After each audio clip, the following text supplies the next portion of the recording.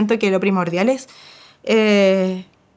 como, bueno, quererse, que es muy difícil, es muy, muy, muy complicado. No me había dado cuenta hasta hace unos años atrás, hasta hace como, no sé, sus 4 años atrás, 5 años atrás, donde me di cuenta que todo el tiempo había estado como en un modo de supervivencia, pero también siento que, a ver, no de manera explícita, pero también tiene harto de aceptación, como de, bueno, estas angustias como que están en mí de repente, aparecen, y tengo esta forma de llevarlas. En conocerme y todo, me he dado cuenta de que tengo este regalo de la expresión a través de la música o de la escritura o del dibujo, y siento que tengo que tomarlo nomás, tengo que aprovecharlo.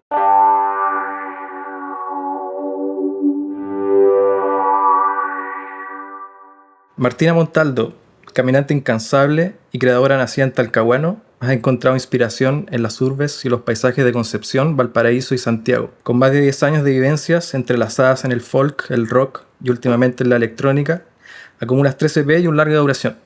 Trabajos donde no temes hacer frente a emociones complejas para hacer las canciones. Hoy nos acompañas a puertas de un nuevo lanzamiento para compartirnos parte de tu vida y tu mundo creativo. Bienvenida, Martina. Gracias por estar acá. Gracias. Bueno, algo que me gusta mucho de tu música es que refleja de manera muy auténtica, muy genuina, cómo el hacer canciones puede sobrellevar conflictos internos que son difíciles, a sobrellevar como estados de ánimo muy intensos. Y me gusta pensar que muchos de quienes te escuchamos cuando nos toca estar en esos momentos, escogimos musicalizarlos contigo. No. Y son espacios que son una rareza igual, como se veía muy apurado, todo muy acelerado. Y estos espacios como de detenimiento son casi un acto de rebeldía. Y me gustaría enlazar esto primero con tu perspectiva del tiempo en tu trayectoria. Porque tienes más de 10 años ya Sí, el de año recorrido. pasado cumplí 10 años del Claro. primer material. Yo no pensaría que tienes como ya un buen puñado de álbumes, pero tienes muchos singles, Sí. muchos EPs y un álbum. Siempre hay dificultades para sacar discos cuando uno se vale por sí mismo como músico, pero me pregunto si hay una intención igual de revelarte como a la estandarización de los ritmos. Yo creo que ahora lo he interiorizado más así. He tratado de no presionarme tanto respecto a eso. Antes siempre fue más condicionada como por cosas económicas, pero también la vida. Siento que me cuesta separar esas cosas. Y no sé, he tocado un par de años como acontecidos también en lo personal y de repente ese flujo de producción no lleva el mismo ritmo que uno le gustaría, pues como que se ralentizan las cosas. Entonces yo creo que la parte más rebelde es como tratar de tomármelo con calma y decir como esto no es el fin del mundo, esto es un proceso, los procesos creativos son así también. Aparte que, no sé, he tenido ciertas experiencias, de repente son como chispazos afortunados de pasar una noche donde termino una canción y me encantó y todo me cierra. Pero la realidad no es siempre esa, eso es muy eventual. La realidad es que el proceso creativo demanda tiempo, demanda disciplina también. Yo soy muy poco disciplinada, me cuesta, entonces eso ya me da necesito más tiempo todavía. Creo que mi ideal sí sería estar sacando más música, más rápido, pero me he dado cuenta que mi ritmo es más pausado. Sí. O sea, una combinación un poco. Están las circunstancias, pero también una aceptación de que tú Creo que el último tiempo es más aceptación. Pausa. Sí, Ya. sí. Bueno, tú comenzaste y te mantuviste por muchos años como Martina Lluvias. Ya vamos a hablar de tu cambio de nombre de artístico a tu nombre real. Sí. Claro, Martina Lluvias como que te lleva una imagen muy contemplativa. Yo creo que la postal está ahí en el Biobío, supongo, donde tú eres Soy de allá. originaria, claro. Pero esta instancia contemplativa yo creo que a muchos nos pasa cuando empezamos a crecer, quizás la preadolescencia o la adolescencia, que nos empieza a descubrir, empieza a cuestionarse cosas, quién soy yo. Sí. Pero me gustaría llevarte primero hasta antes de esa inflexión de la Martina niña. ¿Cuáles son tus imágenes de infancia y cómo se empieza a meter la música ahí? Siempre me gustó mucho la música. En mi casa igual se escuchaba harta música. Mi abuelo tocaba acordeón. Yo no lo alcancé, o sea, lo conocí y todo, pero no su periodo de acordeonista yo no lo viví. Mi mamá también siempre le gustó mucho el arte, es profe de arte. Como que en general tuve la suerte de ser muy estimulada como en eso. No sé si ellos pensaban que me iba a querer dedicar a eso, pero así resultó. Tengo recuerdos de siempre estar cantando también. El otro día encontré como un diario de vida donde escribía canciones pésimas, pero de tercero básico. Y tenía como una planeación de involucrar a mis vecinas, igual como de que hiciéramos una banda. Podríamos decir que tu primera banda fue con vecinos y vecinas. ¿No quisieron hacer la banda conmigo? ¿No? No, no era solista. ¿Y de qué se trataban las letras en esas canciones? De amor. No, De amor muy intenso para una niña de tercero básico. son los más intensos igual. Sí. Yo creo que había muchas novelas, no sé. También tenía una sobre la luna, encontré. Y tenía una para el Día del Profesor. No. Adiós, tía Pati. Era muy así. Era como que esta canción va para una persona que nos enseña y nos cuida con mucho amor y por eso hoy lo saludamos en el Día del Profesor. Una cosa así. Con rima. Uy, así. Pero no, tengo esos recuerdos de infancia. Mi tía igual cuando yo nací ya tenía 20 y escuchaba mucho la rock and pop de ese tiempo. Me acuerdo mucho, tengo recuerdos de haberla visto y escuchando Nirvana, Smashing Pumpkins, me acuerdo también. A la Cristina Rosenbing igual la escuchaba ella. De hecho, me acuerdo que me gustaba Shakira y ella me dijo como, te voy a mostrar otra que te va a gustar más. Ahí me arruinó la vida para siempre.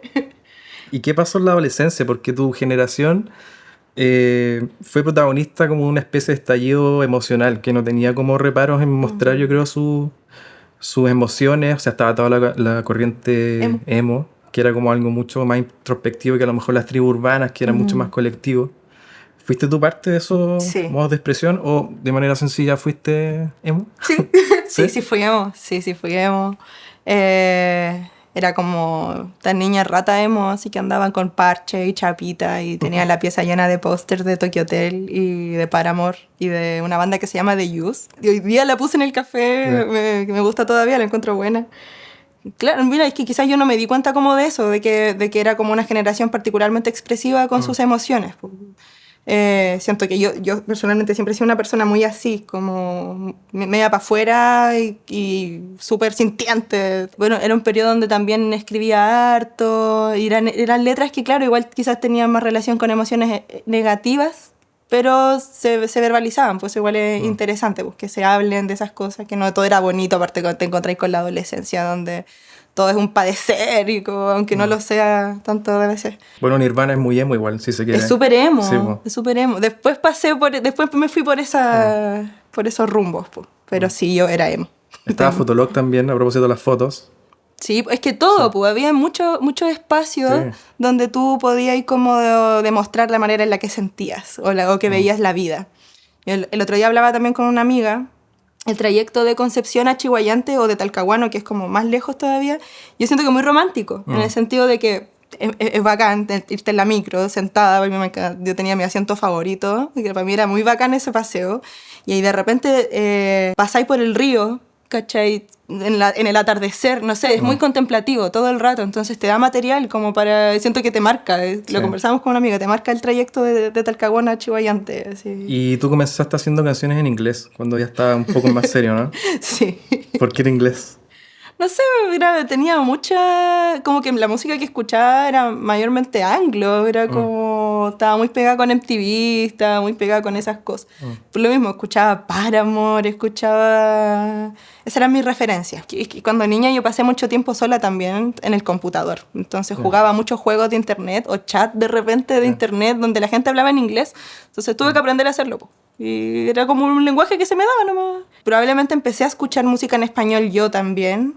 Y me gustó como esa, no sé, esa cercanía que se da. Llegáis a más, como, no sé, pues, llegáis a otros lugares al final. Pues no toda la gente se maneja en el inglés también. No sé, no fue tan pensado en realidad. Fue más natural. Como que me empecé a sentir más cómoda igual conmigo, supongo, no sé.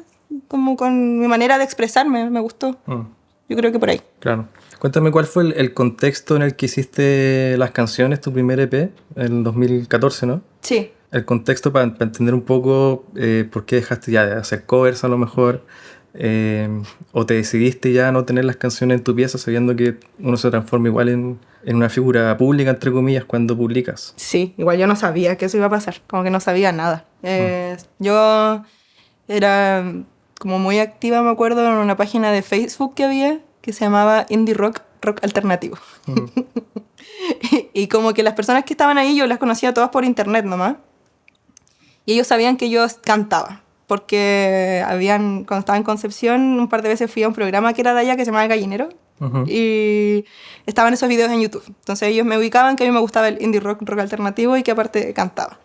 Y en algún momento uno de ellos me escribió de que les gustaría tener material mío como para empezar a promocionar proyectos chilenos, no sé.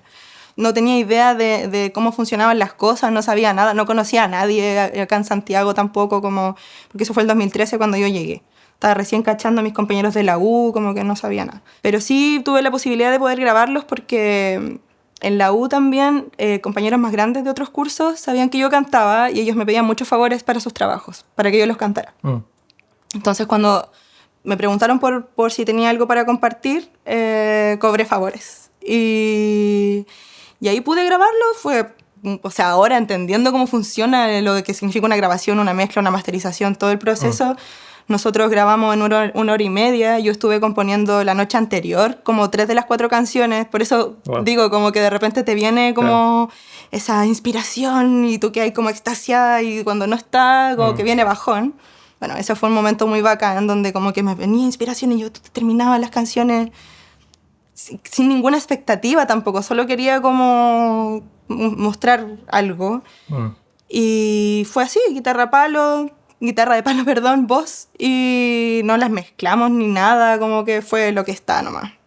Servicio era grabar. Ese fue el contexto, de ahí lo subí a SoundCloud y empecé a compartir y de ahí como que empezaron a llamarme para tocar. Yo había tocado antes en vivo, en Concepción, pero yo tocaba covers. Tocaba con un amigo, teníamos un tributo a Velvet Underground, y tocábamos en un bar como para... Era así como... Era un bar que estaba debajo del Teatro Concepción y se llamaba Al Paso. Y habían puros viejos, así, viejos, y todo pasaba pucho, así. Y ese era como mi contexto de tocata en vivo. Me llama la atención algo que dijiste o que esbozaste sobre tu método de creación, porque es común también escuchar métodos que tienen que ver con sentarse a votar, como a tararear, ver cómo sale el sonido de la guitarra, grabando, después reescucharse. Es como un método muy, valga la redundancia, metódico, pero en tu caso es más esperar, creo. Tiene más que ver con las emociones que con una cosa periódica de trabajo. Sí, yo creo que igual hay harto de eso. Es que yo siento que igual no me gusta tanto, no lo aconsejo, pero siento que igual para mí la música y como las canciones son una forma de botar ciertas como emociones densas o como un poco un oficio medio terapéutico, quizás. Yo lo uso muy así, en realidad. Pero también con los años como que he querido que eso no sea tan así, sino hacerlo más como claro, tener mi método, ejercitarlo. Siento que tampoco me hace tanto sentido solo descansar en que de repente venga la inspiración. Sucede. De hecho, todavía me pasa que las canciones que más me gustan mías han llegado en momentos muy así, como que siento que tengo como que algo, me voy a vomitar y como que necesito pescar la guitarra y como que me siento y muy... Porque yo hace poco empecé a maquetear en Ableton, pero mi forma más como no sé, la que me siento más cómoda sigue siendo como estar con la guitarra y con el cuadernito y como estar ahí in situ escribiendo. Pero siento que está bueno ir desarrollándolo igual, porque así cuando te pille la inspiración igual vaya a tener más herramientas, pues vaya a tener, eso sí o sí va a pasar también, ¿cachai? Entonces hay que saber mezclar. Y dices que no lo recomiendas tanto porque se padece igual, ¿o no? Claro, como que no me gusta tanto asociar eso, como la creatividad del padecimiento. En mi caso personal siento que igual sí, es un poco así, pero no siento que sea necesario, como para todas las personas. En 2021 llegaste con Recopilatorio, que el nombre también me sugiere un recorrido largo que pasó hacia atrás, que a lo mejor justifica ¿El nombre? Siento que, bueno, primero las canciones nuevas que escucharon cuando lancé el disco para mí no eran nuevas, tenían 3 años, más de, no sé, 2 años, 3 años. Entonces fue un periodo de reunir canciones y fue un periodo de trabajo también. Entonces yo en ese momento estaba con banda, fueron muchos ensayos, fueron armar arreglos ahí con los chiquillos en la sala. Entonces el nombre viene un poco a eso también, como a reunir el producto final de un periodo de trabajo, de un periodo de composición, no sé, siempre he tenido el deseo de hacer algo más conceptual, quizás. Hasta el momento tampoco me ha resultado tanto, entonces como que lo que hice fue como reunirlos, más que nada, como estas canciones son las que he llevado trabajando durante 3 años y están recopiladas en este disco. Eso es en realidad. ¿Y fue tu primer disco con banda? Sí, o sea, el Miedo a la Oscuridad igual tiene banda. Claro. Pero este fue... Bueno, fue tu primer disco, de partida. Fue mi primer disco. Claro. Pero hacia atrás, Martina Lluvia era guitarra de palo, como decís tú, Sí. yo creo, en su mayoría. Sí. ¿Y a qué sonaba este disco ahora que estabas con banda o qué estabas escuchando en ese momento? ¿Qué referentes te gusta citar a lo mejor para En ese momento... hablar del sonido? Bueno, suena muy a banda, en realidad. De hecho, las bases, como la batería y el bajo, fueron grabados en vivo. Mi plan era grabarlo todo en vivo, pero fue un poco ambiciosa. Faltó ahí más preparación, supongo. Pero siento que suena a esa sincronía que teníamos en el ensayo con los chicos. Nosotros en ese momento, todo bien con los chicos, pero en ese momento éramos muy, muy amigos. Así como los 4 pasamos mucho tiempo juntos. Nos entendíamos muy bien también en lo musical. Ya, no sé, pues mi guitarrista llevaba conmigo 5 años en ese momento. Alcanzó a llevar como 7 años tocando conmigo. Entonces, si ya tenéis te entiendes. Yo creo que ya es casi una cuestión mental. Como que te comunicáis con los ojos, no sé. Como son otras cercanías. Con todos los chiquillos. Y en ese momento que estábamos escuchando como Smashing Pumpkins, me acuerdo que estaba escuchando harto. Sí, siempre me ha gustado. Estaba escuchando a la Cristina Rosenbing igual harto. A mí me gusta mucho Cuántas veces. ¿Te gusta Cuántas veces? Sí. Y creo que es un himno igual de ese disco. Salió bien Cuántas Por lo veces. menos en las tocatas, como que la gente la corea bien. Sí, es que es un disco súper energético, encuentro yo, enérgico. Es medio depre igual, tiene canciones que son bien, bien densitas, pero yo creo que mi principal objetivo era poder como...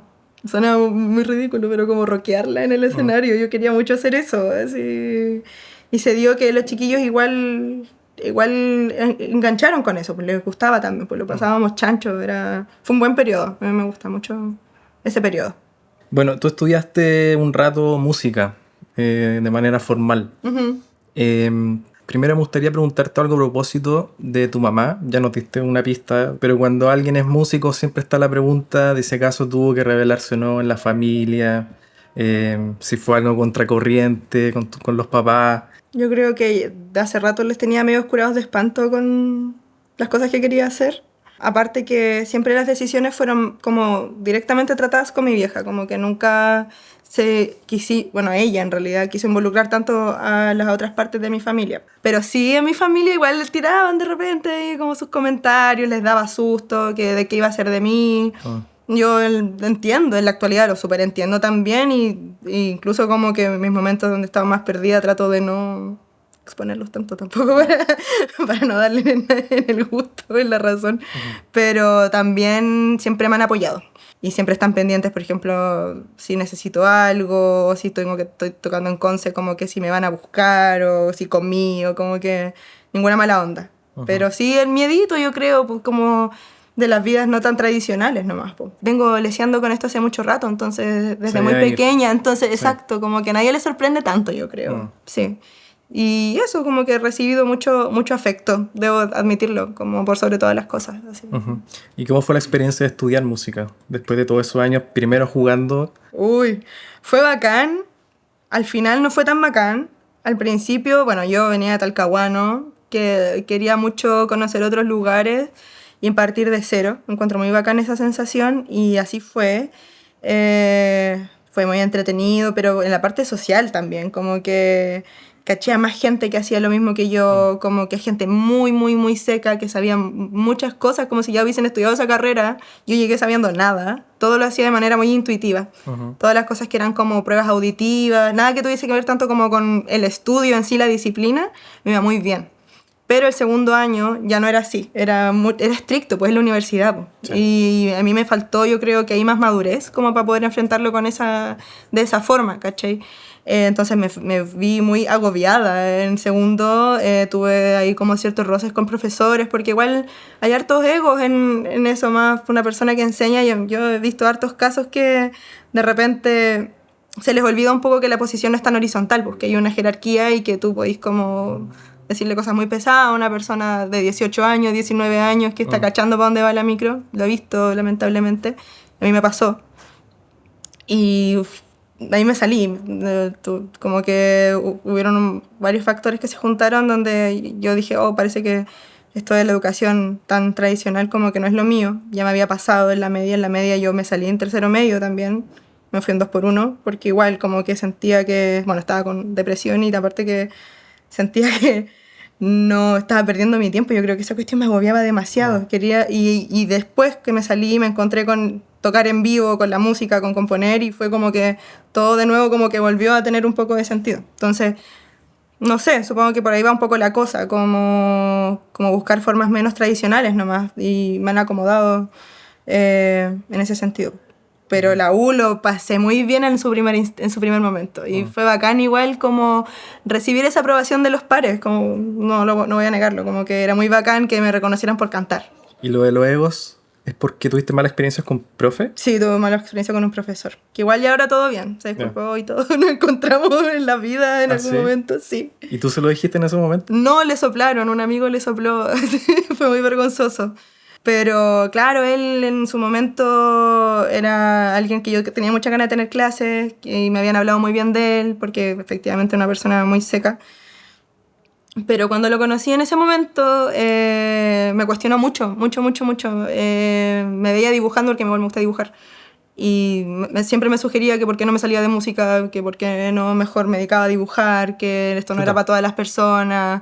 También muchas ciertas actitudes de un hombre más grande que tú, ¿cachai? Que te dice, oye, no, tu canción no se toca así, como, loco, mi canción, así. Eso me costó verlo con los años. Yo dije como, no sé, un día, como con insomnio, de repente pensando como, bueno, ¿por qué me estaba corrigiendo como la manera en que compuse mi canción? Así como si quieres la toco con la guitarra al revés,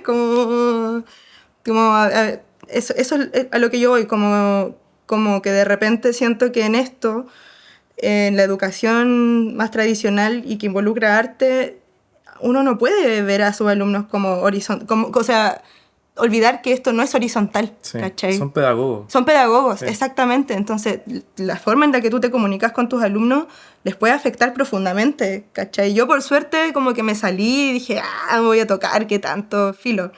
Por suerte, porque me pilla volando más bajo, yo creo que me voy a hacer otra cosa, dejo de tocar música, te puede afectar en el autoestima.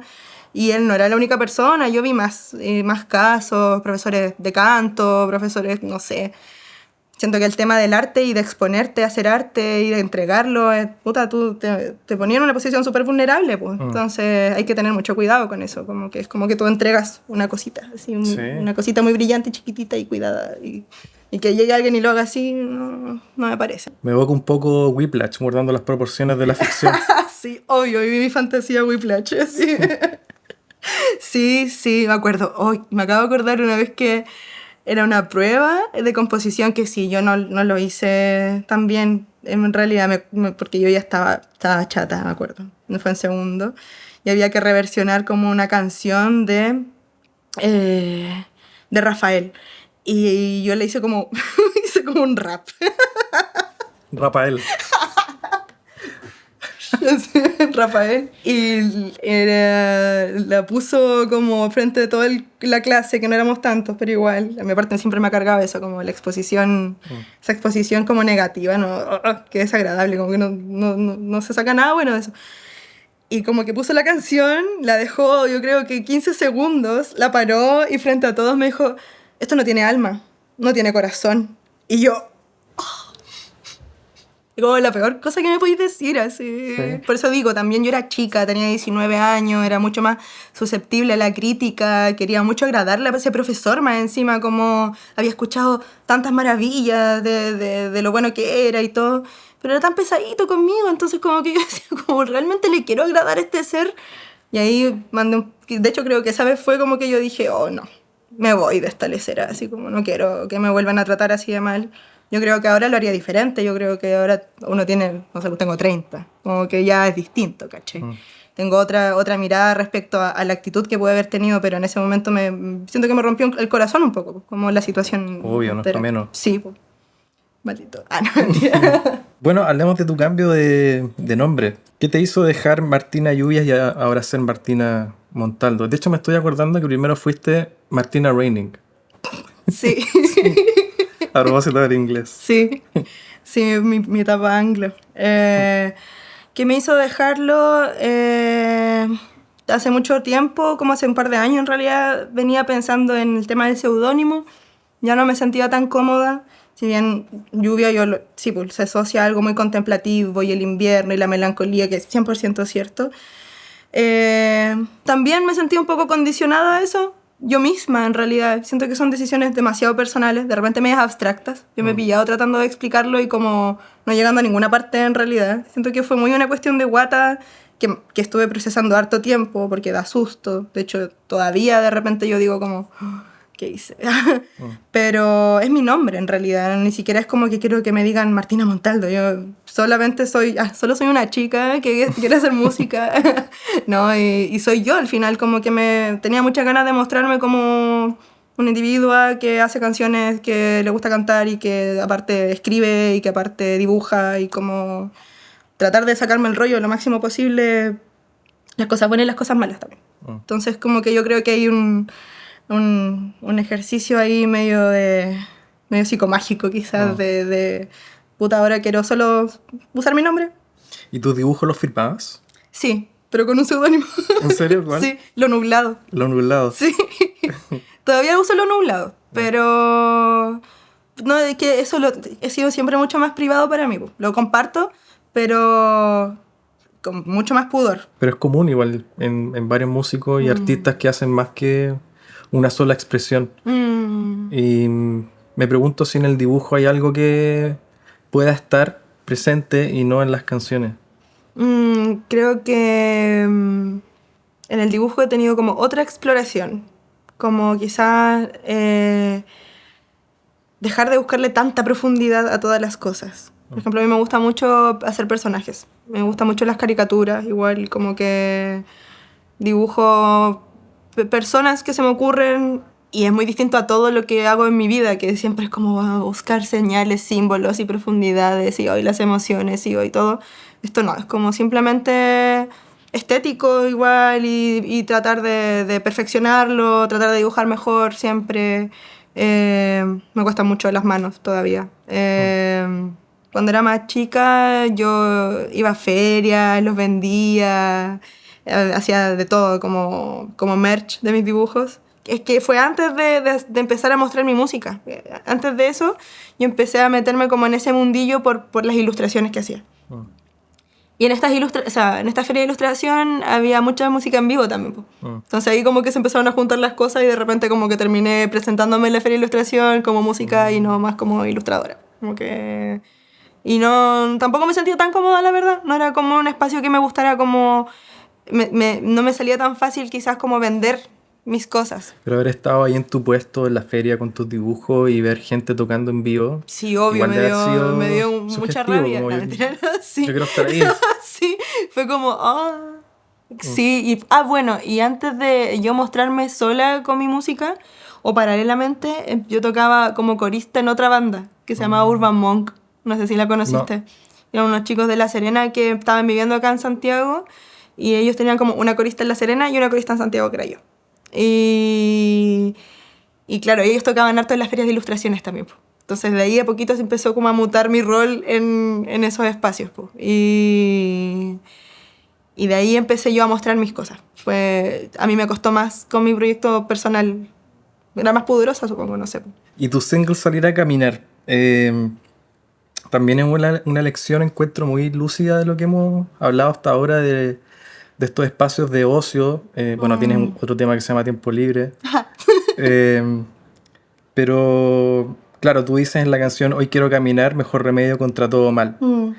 Y te quería preguntar primero algo a propósito de la composición, que ya lo hablamos un poco, pero claro, es como entrar en estos espacios reflexivos y abstractos que cuando tú entregas la canción ya está listo el resultado, entonces no es tan fácil ver cómo fue el proceso Claro, previo. cómo se creó. Y eso yo encuentro que es difícil, igual lo que haces tú, como poder darle forma a una cuestión que es súper intangible, abstracta. ¿Se te da fácil esta música que es como bien intimista, pero intimista en serio? El mensaje yo creo que sí, sí, es que de verdad yo soy como para afuera con esas cosas, como que ahora quizás lo puedo decir con más propiedad, quizás antes yo no lo sabía, pero soy realmente una persona bien guiada por sus emociones. Trato de no serlo tanto. El tema de salir a caminar es una cuestión como que igual llevo pensando hace rato, pues yo soy muy buena para caminar, demasiado buena para caminar, y en realidad la canción es muy literal, es exactamente eso, es como tomarme un momento donde siento que es como un acto muy meditativo para mí. Me ayuda harto como a ordenarme, a relajarme también. Yo camino muy rápido también, entonces es muy contradictorio porque no es como que yo ande ahí pajareando, ando así como... Pero me funciona y me siento mucho más liviana después de que me pego mis caminatas. En mis caminatas también salgo a escribir. Entonces, eso, como que me cuesta quizás ser como más metafórica y lo que cuento en mis canciones es como lo que hago en mi vida, ¿no? Ese ritmo igual se escucha con el beat del loop. Claro, Como esa era la algún idea. ritmo. Bien. Sí, sí, sí. Bacán. Y bueno, salir a caminar yo creo que es algo muy recurrente igual en el arte, o una parte del arte. La filosofía, la poesía, hay muchas personas que toman estos espacios de ocio como pensar en libertad. En Chile pienso en Eric Polhammer, que le gustaba mucho caminar y era como su método. Y me da la sensación que para ti, obviamente, también son espacios de ocio en el más puro sentido, como desconectarse con lo urgente, Sí, comillas, sí. y conectarse con la idea. Sí. Bueno, esa canción aparte la hice cuando vivía en Valparaíso.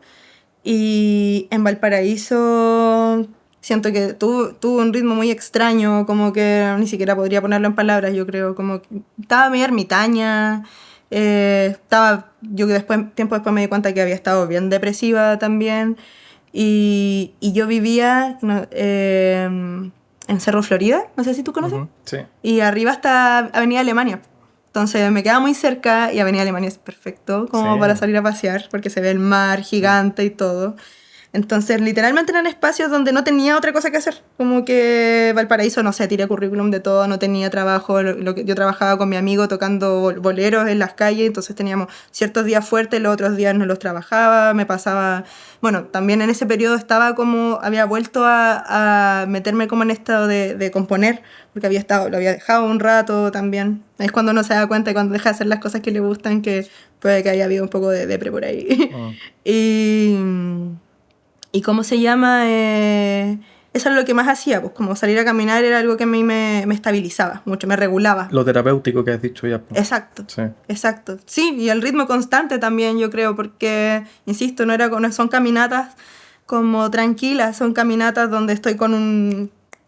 Claro. Estoy caminando muy rápido, de repente me da plancha y yo digo, estoy como ese capítulo de Malcolm, como el papá que se mete como... Que siente que así me veo. Sí. Pero bueno. El único problema es con esas caminatas en Valpo son las vueltas. Por lo menos para mí. Cuando tienes que ya volver como a subir. Yo estaba muy acostumbrada ya porque tenía que tomar la escalera sí o sí. Entonces, o sea, bueno, habían colectivos, pero no sé. Es que siento que una por otra. El paisaje donde yo vivía era tan bonito y tan como, no sé, flora silvestre, así, ¡pah! Que, no sé, yo me distraía mirando eso. Se me olvidaba que había subido una escalera, en realidad, siendo muy honesta. Suenas como alguien que cuando busca una ruta en Maps, escoge la vuelta más larga. 100% soy esa persona. 100%. Sí. Sí. Bueno, curiosamente habías hecho un tema con Félix, Caminar. Sí, le copié todo. No, claro. Sí. Bueno, al Félix también le gusta caminar por lo que he cachado, po. Pero... Fue una coincidencia, en realidad, lo pensé después de haberlo hecho y todo, como que le escribí y le dije, oye, hice una canción que se llama Muy parecida a la tuya y que igual habla de salir a caminar. Pero no es lo mismo, le decía. Se reía. Pienso también en tiempo libre. Existe este término de los tiempos muertos, que en verdad son tiempos muy vivos, sobre todo para ti. Los trayectos, la ducha, son quizás momentos donde más salen ideas. Yo no lo había pensado, de hecho, como que... pero sí, pues. Bueno, tiempo libre habla de... Esa canción yo la compuse en pausa cuando estaba trabajando de mesera en otro café. Un compañero que me gustaba de ese momento como que se iba a ir de la pega y le escribí esa canción, no sé, como aprovechando que estaba en esa pausa, y también relacionándolo como tomando estos momentos donde no estoy quizás como laburando o como pensando funcionalmente, como estoy pensando en el romantiqueo. Entonces como que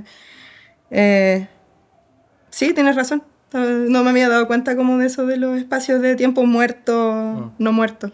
A propósito de que haces canciones y dibujos, y me acuerdo que en una entrevista que leí por ahí decías que eras una persona que tendía mucho al sobrepensamiento. Sí. Pero me gusta que haces algo al respecto. O sea, una persona que está pensando mucho igual tiene el peligro de caer en el, comillas, eterno retorno, como esa parálisis que no te deja hacer cosas porque te domina. Pero en tu caso es como... Es como que te da estos momentos de lucidez de lo que hemos hablado, como que... Sí, igual yo paso por periodos de parálisis, por la misma razón. Como que en el sobreanálisis, un poco en la búsqueda del control, de cómo quiero que salgan las cosas o cómo pienso que deberían ser las cosas, yo igual he estado en periodos de mucha quietud, demasiada, pero...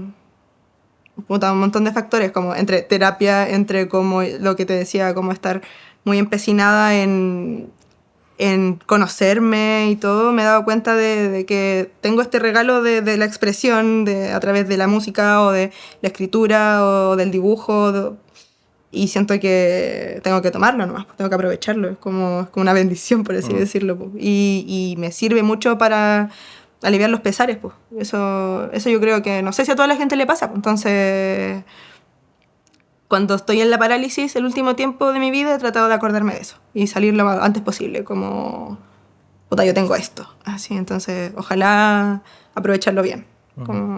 Pero siento que fue difícil el camino para llegar a eso, para resolver más rápido. Quizá antes me demoraba más en llegar a esa resolución. Quizás esta pregunta es un poco personal, pero estoy pensando en salir a caminar, que si bien tiene como una constante con tus primeras canciones, que tiene que ver con lo que hemos hablado todo este rato, pero a la vez tiene como luces. Encuentro que es menos gris que lo que has hecho antes. Sí. Y me pregunto si la terapia justamente ha sido parte de eso, de llegar a esas luces. Un poco sí, quizás no lo tenía tan interiorizado cuando estaba componiendo esa canción. Sin embargo, sí me doy cuenta de que es más luminosa que otras canciones, incluso que otras canciones que tengo para el disco. Pero también siento que, a ver, no de manera explícita, pero también tiene harto de aceptación, como de, bueno, estas angustias como que están en mí, de repente aparecen, y tengo esta forma de llevarlas, más allá de como sentirme mal por ser así, ¿cachai? Como que puedo salir a caminar, puedo hacer otras cosas, pero en este sentido como que es una manera que encontré de alivio, y siento que eso lo vuelve luminoso. Si es que lo pienso de esa manera, como que no fue a propósito, pero creo que puede ir por ahí. Tú al principio sí firmabas como Martina Montaldo, o sí tenías tu nombre real como seudónimo a la vez. Sí. Y ahora es como que más que una nueva etapa, en realidad estás volviendo un poco a ese origen. Esa es la idea. ¿Qué sientes que estás recuperando de esa etapa, más de infancia a lo mejor? O sea, yo creo que tengo como un recuerdo de mi infancia hasta como hasta los 9 años. Sí, como hasta los 9 años, donde yo no estaba como corrompida por el mundo ni nada. y recuerdo haber sido muy poderosa en el sentido como de nada me generaba una inseguridad, no pretendía como competir con nadie tampoco y siempre fui muy como curiosa, entonces también estaba metida ahí recitaba y bailaba y cantaba y estaba en voleibol y sabía inglés, era como una cabra chica muy activa y muy como solo motivada, era como muy motivada nomás. No tenía como una expectativa de que las cosas fueran a salir bien o mal, solo hacía.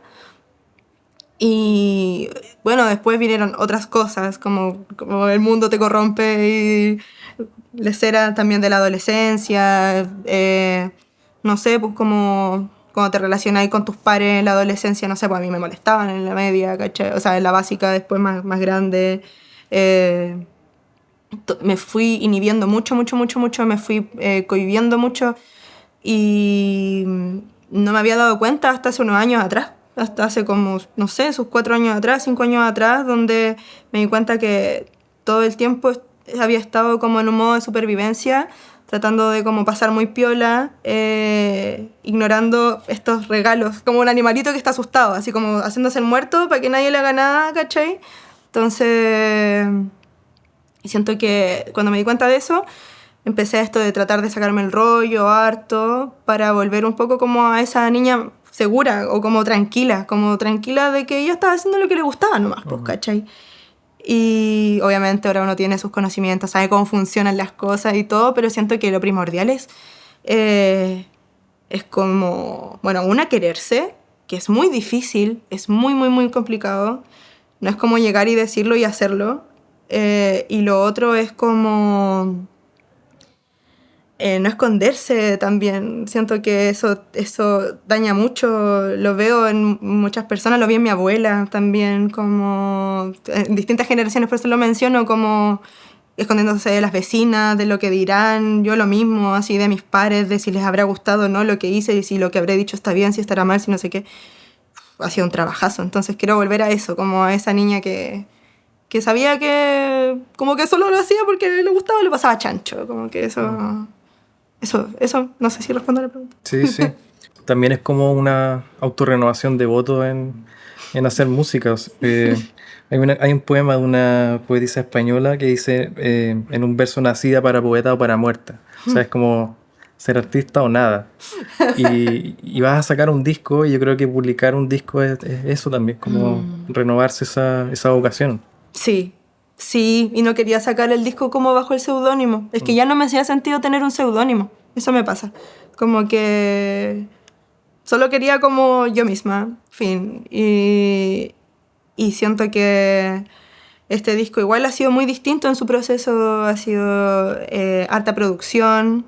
Lo he trabajado sola con el Ismael, que es mi productor y mi amigo. Lo empecé a preproducir yo también. Hay canciones que están hechas en Valparaíso, en Santiago. Ahora último, algunas escritas en Concepción, en Talcahuano.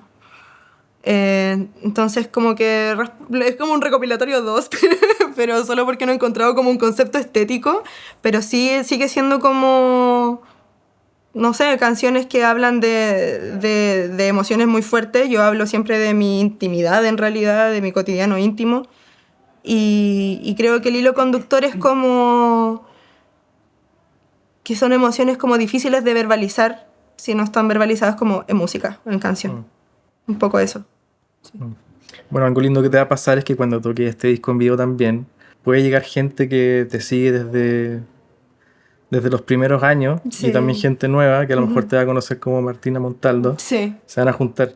Iban a hacer una guerra, no me digas. Iban a hacer una batalla. Pro lluvias y pro Montaldo. Montaldistas y llovistas. Sí, en realidad estoy muy ansiosa de eso, en el buen sentido, como que pasé ya por el periodo como de la parálisis, del como todo se me está saliendo del control, no sé cómo voy a hacer esto, no sé qué, y ahora estoy como expectante de ver qué pasa, en qué evoluciona todo esto, me emociona mucho, quiero mucho estar en ese momento cuando ya lo hice, como que siento mucho esa hambre, no sé, eso. Bueno, Martina, muchas gracias por conversar con nosotros, y también estamos muy ansiosos de ese disco, así que lo estamos esperando. Muchas gracias a ti, estuvo muy entretenida la entrevista.